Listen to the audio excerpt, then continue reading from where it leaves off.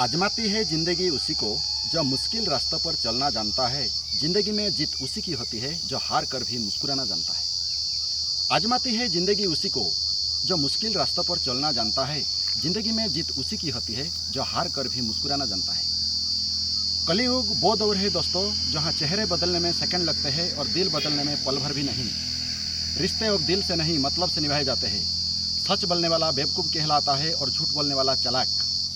कभी इंसानियत सबसे बड़ी ताकत मानी जाती थी, आज चालाक और स्वार्थ को स्मार्टनेस का नाम दे दिया गया है।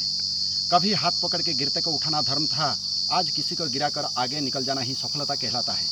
आज लोग अपने फायदे के लिए दूसरों की मेहनत को मिट्टी में मिला देते हैं। सोशल मीडिया पर तो सब इंसानियत के ठेकेदार है, लेकिन असल ज़िंदगी में अपने दरवाजे से भीख मांगते बच्चे को भी अनदेखा कर देते हैं। झूठ इतना मीठा बोल दिया जाता है कि सच कड़वा लगने लगता है। आज का इंसान बाहर से जितना चमकदार है, अंदर से उतना ही खोखला। पैसा, शहरत और ताकत के पीछे भागते भागते हमने संवेदनाएं और अपनी असलियत को ही खो दी है। हम भूल गए हैं कि एक दिन यही दौलत, यही नाम, यही ताकत सब यही रह जाएगी, लेकिन हमारे कर्म, हमारे शब्द और हमारा व्यवहार ही दुनिया में हमारी असली पहचान छाड़ेंगे। जय हिंद।